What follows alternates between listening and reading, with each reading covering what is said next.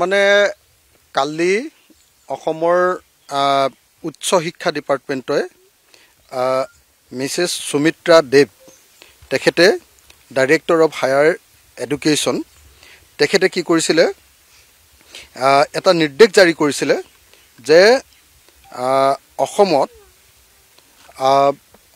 মানে আপোনাৰ হাইস্কুল বিলাকত বা হায়াৰ সেকেন্ডাৰী বিলাকত বা কলেজ বিলাকত নিৰ্দেশ জাৰি কৰিছিলে উচ্চ শিক্ষা বিভাগৰ ডাইৰেক্টৰে সুমিত্ৰা দেৱে নিৰ্দেশ জাৰি কৰিছিলে যে এতিয়াৰ পৰা কলেজ এখনত চাকৰি পাবৰ কাৰণে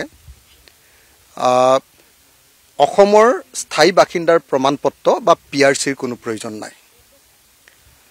এতুক লৈ সমগ্ৰ অসম জুৰি ব্যাপক প্ৰতিবাদ হৈছিলে আৰু ব্যাপক প্ৰতিবাদৰ ফলস্বৰূপে অসমৰ মুখ্যমন্ত্ৰী আৰু অসমৰ শিক্ষামন্ত্ৰীয়ে কালিৰ উচ্চ শিক্ষা বিভাগৰ যিখন জাননী আজি সেইখন নাকচ কৰা হ'ল বুলি ঘোষণা কৰিছে। কিন্তু দুৰ্ভাগ্যৰ কথা যে নাকচ কৰিবলৈ গৈ তেখেতসকলে মিছা কথা কৈছে। মিছা কথা এই কাৰণেই কৈছে যে ডক্টৰ ৰণোজ পেগু আৰু ডক্টৰ হিমন্ত বিশ্ব শৰ্মাই কৈছে যে তেওঁলোকক নজনোৱাকৈ উচ্চ শিক্ষা বিভাগে এনেকুৱা ধৰণৰ জাননী জাৰি কৰিছে। এইটো সম্পূৰ্ণ মিছা। ডক্টৰ ৰণোজ পেগু আৰু ডক্টৰ হিমন্ত বিশ্ব শৰ্মাই অসমৰ ৰাইজক সম্পূৰ্ণৰূপে আভুৱা বাঢ়িছে, মিছা কথা কৈছে। কাৰণ এই যিখন জাননীত উচ্চ শিক্ষা বিভাগৰ পৰা সুমিত্ৰা দেৱ ডাঙৰীয়ানীয়ে ডাইৰেক্টৰে প্ৰচাৰ কৰিছিলে সেইখনতে স্পষ্টকৈ লিখি থোৱা আছে যে সেইটো তেখেতৰ কথা নহয়, গভৰ্ণমেণ্টে তেখেতক ডাইৰেকশ্যন দিছে এই নিৰ্দেশটো দিবৰ কাৰণে। মই বাক্যটো গাই দিলে আপোনালোকে দেখিব, তাত লিখিছে Sumitra Dev the principal all অসমৰ সকলো প্ৰিন্সিপাললৈ লিখিছে with reference to the subject cited above I am directed to inform you that. তাত কোৱা হৈছে I am directed to inform you that permanent residential certificate is not mandatory for appointment of assistant professor so' and so'. তাৰমানে তাতে অতি স্পষ্টভাৱে director higher এডুকেশ্যনে কৈছে যে অসম চৰকাৰে তেওঁক নিৰ্দেশ দিছে আৰু অসম চৰকাৰৰ নিৰ্দেশটো আপোনালোকক আমি জনাইছোঁ এজ ডাইৰেক্টেড এনেকৈ বুলি স্পষ্টকৈ লিখি দিছে। গতিকে এইটো যে উচ্চ শিক্ষা ডিপাৰ্টমেণ্টৰ ডাইৰেক্টৰৰ নিৰ্দেশ নহয়, এইটো যে অসমৰ মুখ্যমন্ত্ৰীৰ নিৰ্দেশ, এইটো যে অসমৰ শিক্ষামন্ত্ৰীৰ নিৰ্দেশ, এইটো কথা স্পষ্ট।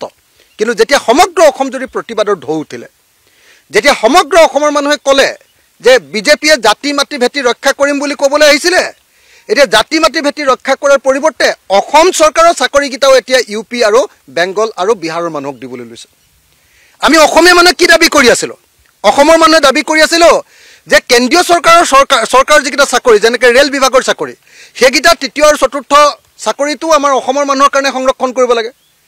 বিজেপিয়ে জাতি মাটি ভেটি ৰক্ষা কৰিম বুলি কৈছিলে, এতিয়া উল্টাই কি কৰিলে অসম চৰকাৰৰ চাকৰিকেইটাও তেওঁলোকে এতিয়া ভাৰতীয় মানুহৰ কাৰণে মুকলি কৰি দিছে। আৰু সেইটো কালি নিৰ্দেশ দিছিলে, কিন্তু কালি নিৰ্দেশ দিয়াৰ পাছত সমগ্ৰ অসম জুৰি প্ৰতিবাদ হ'ল, আমিও প্ৰতিবাদ কৰিলোঁ, বিভিন্ন সংগঠনে প্ৰতিবাদ কৰিলে, বিশেষভাৱে ৰাইজে সচেতন শিক্ষিত ৰাইজে ছ'চিয়েল মিডিয়াত সাংঘাতিক ধৰণে প্ৰতিবাদ কৰিলে।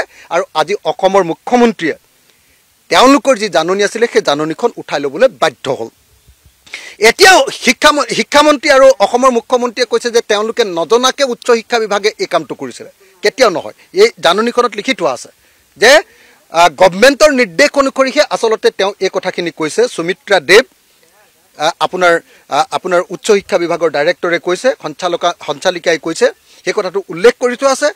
আৰু এতিয়া বিজেপিয়ে এই কামটোৱে কৰে সদায়। আগতে আপোনালোকে সকলোৱে জানে যে সৰ্বানন্দ সোণোৱালৰ দিনত মাজুলীত গৈ বিহাৰৰ ল'ৰাই LP স্কুলত পঢ়াবৰ কাৰণে মাষ্টৰ চাকৰি পাইছিলে।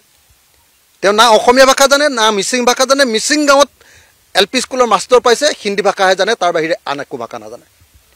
এইটো মানে বিজেপিৰ কি এক দেশ এক শাসন ব্যৱস্থা, এক দেশ এক ধৰ্ম, এক দেশ এক সংস্কৃতি, এক দেশ এক ভাষা, এই যিটো বিজেপিৰ যিটো থিয়ৰী যে গোটেই পান ইণ্ডিয়ান আইডেণ্টিটি, সেই সৰ্বভাৰতীয় যিটো পৰিচয় সেই পৰিচয়টোক জাপি দিবৰ কাৰণে এই কাম কৰিছিলে। আৰু এতিয়া যেতিয়া অসমৰ মানুহে মাৰ দিলে, তেওঁলোকক উল্টাই ধৰিলে, মাহৰ মাৰ দেখি কি তিলে বেট মেলা বুলি কয়নে নাই, মাহৰ মাৰ দেখি তিলে বেট মেলিলে।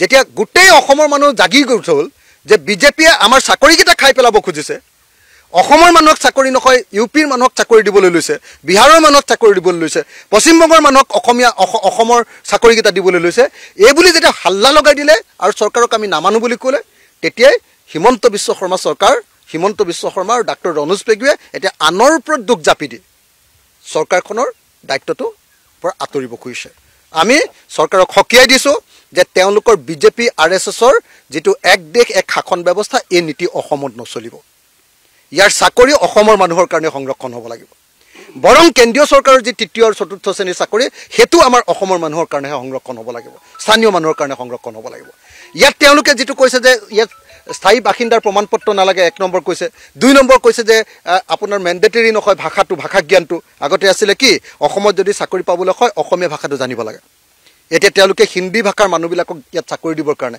বিজেপি RSSৰ এই নাগপুৰৰ মানুহগিটাক ইয়াতে RSSৰ মানুহগিটাক চাকৰি থুমাবৰ কাৰণে যাতে ইয়াত 2 নম্বৰী পলিটিক্স সদায় সাম্প্ৰদায়িক পলিটিক্স সদায় কৰি থাকিব পাৰে তাৰ কাৰণে হিয়তি এইবিলাক বদলাই আছে গতিকে একদম স্পষ্ট কথা যে চৰকাৰে মাৰ খায় ৰাইজৰ পৰা প্ৰতিবাদৰ মুখামুখি হৈ এতিয়া তেওঁলোকে অসমৰ চাকৰিগিটা বেলেগৰ মানুহক দিবলৈ লোৱা যিটো ব্যৱস্থা আছিল সেইটোৰ পৰা আঁতৰি আহিবলৈ বাধ্য হ'ল